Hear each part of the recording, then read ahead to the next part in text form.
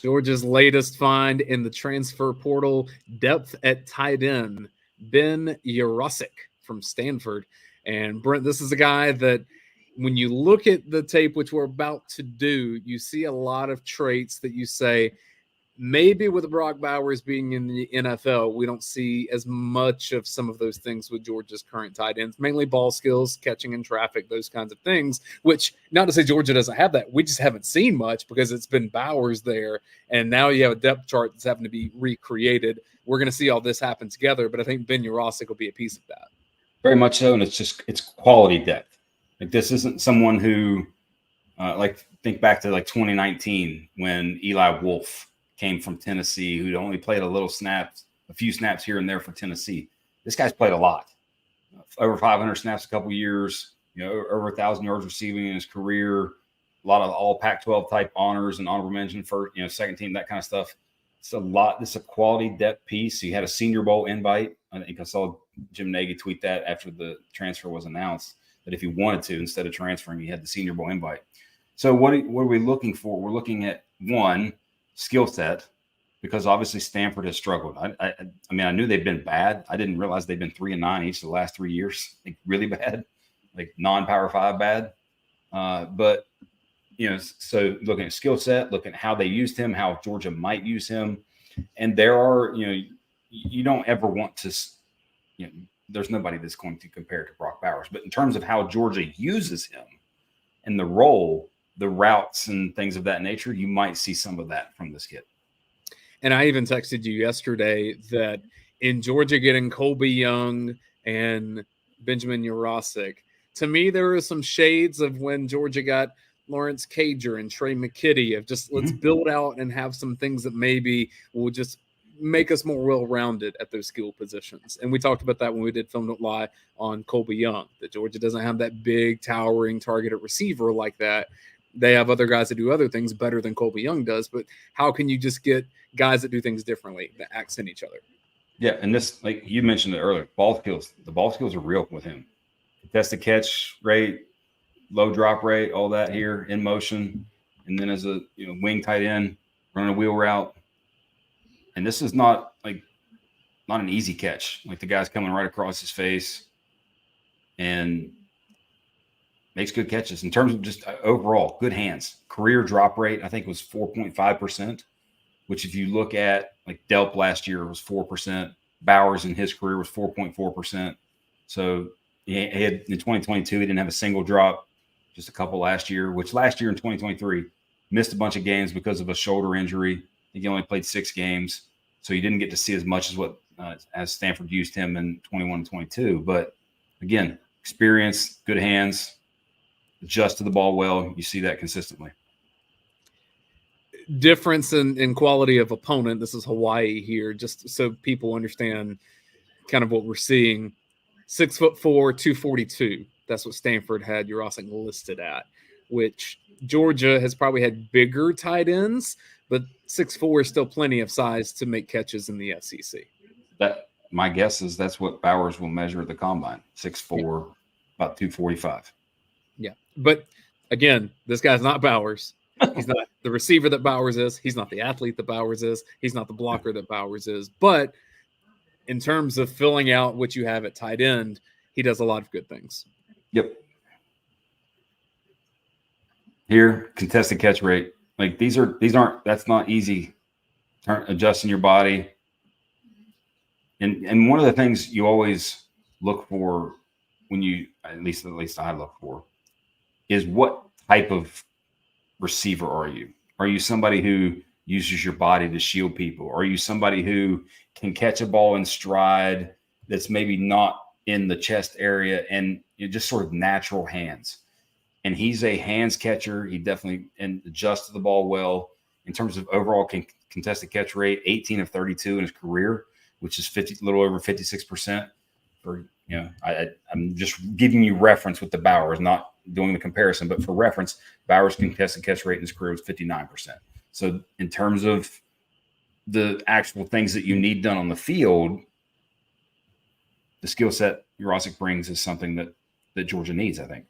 Yeah, you like his route running here to be able to stay in between the two defenders and then contort his body, extend the catch radius. Smooth play. Yeah, I mean, this was a huge game for him. I think he had 9 catches on like 130 something yards against Hawaii, which obviously Hawaii is not good. Neither Stanford, for that matter. But still, you still got to make the plays. And the other part is the usage and the type routes. Another, again, moving, adjusting on the fly of the ball, contorting the body, using his hands, catch, boom, hold on, touchdown. Like they're pushing down the field with him.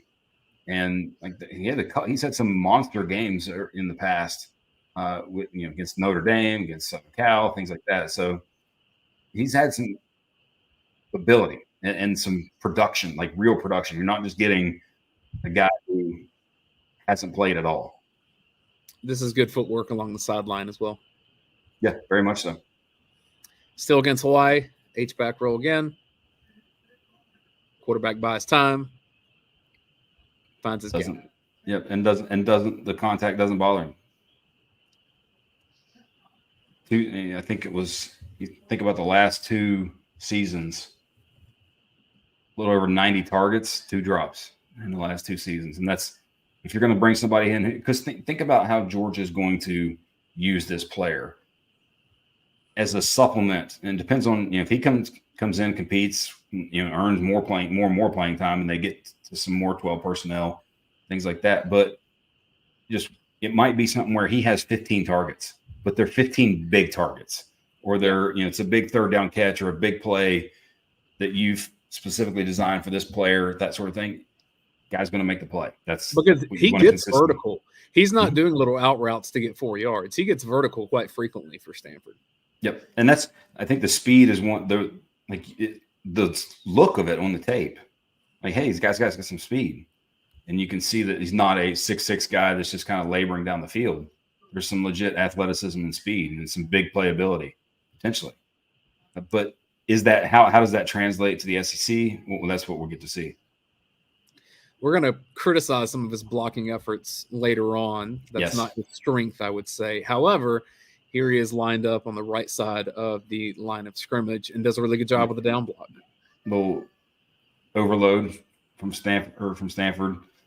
And I looked it up because I was curious, because he obviously pancaked the defensive end. I think this guy for Arizona is listed at about 220. Mm-hmm. So, hey, all right, if you get that matchup, you can win. That's somebody that's probably 260, 270 in the SEC.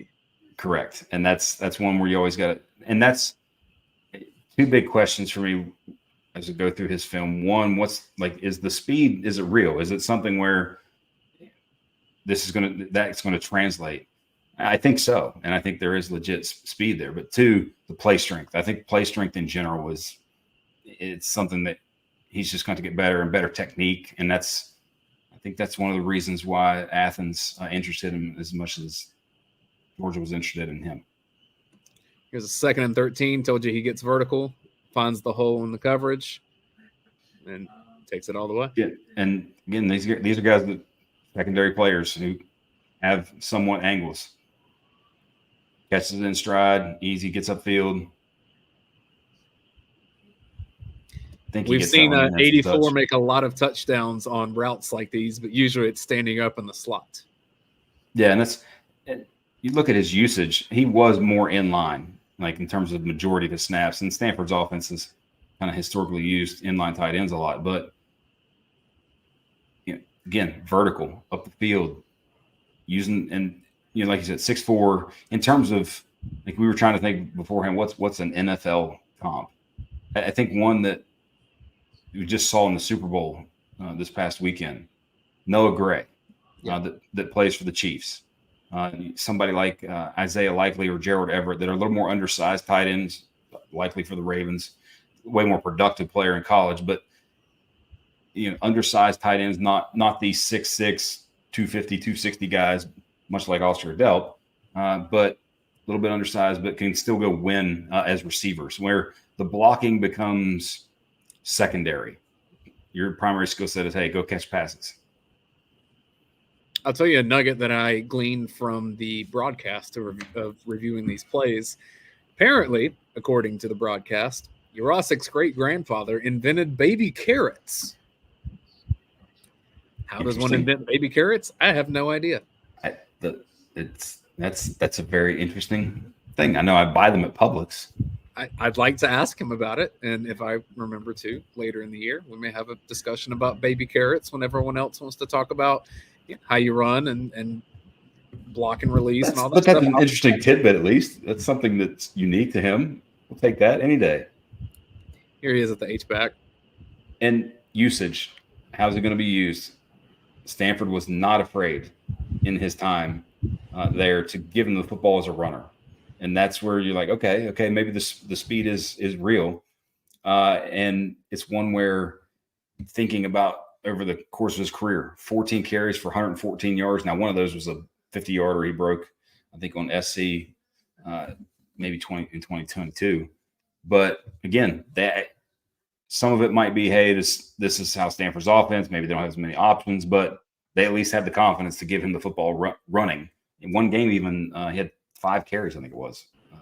So this play in particular, and again, this guy's not Bowers. We're not saying that, but in the usage rate, do you see Oscar Delp getting a play like this, like we saw with Bowers sometimes? Do you see Lawson Lucky getting that? No, I don't either. No. So if you have a tight end at Georgia, they can maybe take a sweep for a quick gain. Maybe Yurosek's the one that steps in there, or maybe it's one of the younger guys we haven't seen as much at Georgia. Riddell. Maybe it's Riddell. Could be. It's there. It's at least a part of his game. Here he is against Washington, but this is not the Washington team that was so good this last year. This was 2021. 2000. Yep. And yards after the catch for him, not like insane, but again, look at the ability to adjust to the ball on the fly here, over the middle of the field, find a window, and boom, adjust. Like his numbers were obviously better in 21 and 22 when they had Tanner McKee at QB, who ended up getting picked, I think, in the 6th round by the Eagles. So that obviously helps your stats as a tight end. But again, reliable, over the middle of the field target, adjust to the ball well. That plays, especially that plays at Georgia. Good little zone beater. This one, not so great. And this is where, in general, when you look at, looking at his career grades. So one of the benefits of some of the data that I'm able to access with PFF, oftentimes people can look and see like, hey, yearly grades. One of the things I'm able to do is conglomerate all those into one.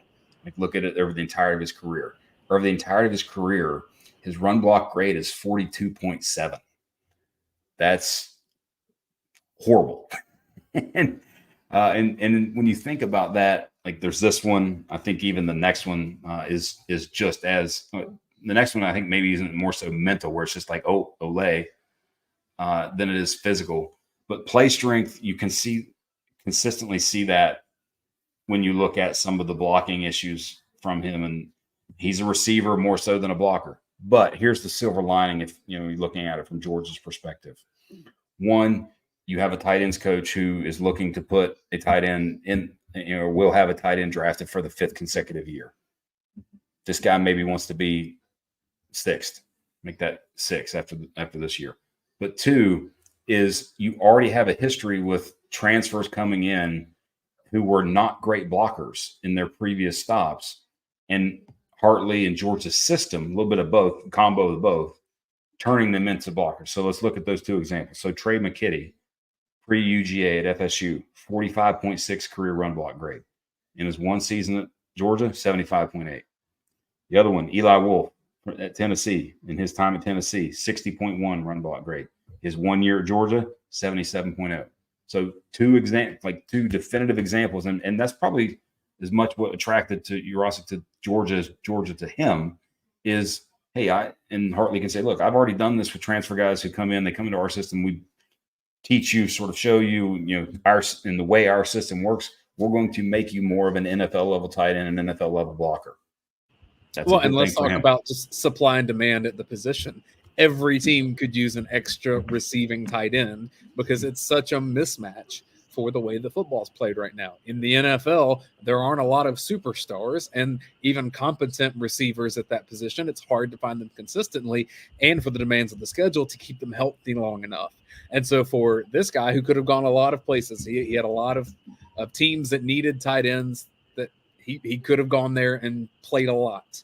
And he decided to come to Georgia, and I think in part it's because exactly what you said. He needs to improve at blocking to improve his NFL stock.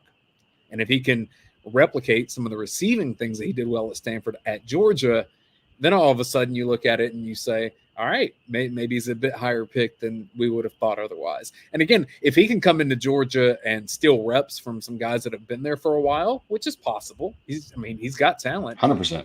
If he does that, then all of a sudden you say, okay, this guy is legitimately a guy that can be on an NFL roster for a few years. Yep, and it's also, you think about, I think we've discussed it ad nauseum, how great Kirby Smart is at roster management. And it's not so much you want depth, but it's quality depth. And it's most teams, and even Georgia and most of the teams at that level, they can handle one injury other than QB. But one corner goes down or one safety goes down. Hey, we got one guy there that's ready to plug and play, that sort of thing. You have that level of depth, and that depth is also oftentimes 4 or 5 star player. It's the second injury. And now you look at the tight end room. If you had, Delp, Lucky, Spurlin in terms of returning, and then obviously the 2 freshmen, Riddell and Heinrich, I think is right. But it's, hey, if somebody goes down in August, now we go into Clemson open season, Alabama early 2, and you only got 2 of those top 3. Then somebody gets hurt in the game. Now we're down to 1, we're down to 1 plus the freshman. It's the second injury oftentimes that gets them. And this is coverage for that. And if you get a diamond in the rough and a guy who can play at that level, and I think he's going to be able to play and make plays for Georgia, that's a great add to your roster. Georgia crossed the country to bolster the depth on offense. This time at tight end, you brought in a running back from Florida, receiver from Vandy, receiver from Miami. So, there's a lot of new but experienced guys in there. And from what we've seen from Kirby Smart, he isn't bringing transfers that could play potentially over freshmen if they can't play. And so this is a media impact guy. Otherwise, he wouldn't be here. At least that's what just transfers that just haven't played. When they bring somebody in, for the most part, they're going to play. Yeah. And it's going to be tough. There's a lot of good tight end talent in that room. I don't think it's, at least from what we know and what we've seen, which is not a whole lot from this group, it's as inexperienced as Georgia has been at tight end in many years. When you lose Bowers, when you lose Darnell 2 years ago, you don't just recreate those things. Those are 2 unicorns in so many ways. And I think Georgia's going to be fine at tight end. I'm not trying to sound the alarm bells. It's just going to be different. It may look a little bit more like before they had those particular guys, unless one of these guys we haven't seen a whole lot have some of those traits. That's the fun part of college football. We'll find that out together. We're going to wrap here with Film Don't Lie. Thanks for watching on Ben Yurosek, Georgia's latest tight end. If you like what we do, please subscribe to our YouTube channel. We're the most popular Georgia Bulldogs coverage out here on the interwebs. For Brent Rollins from Pro Football Focus and UGAsports.com, I'm Dayne Young.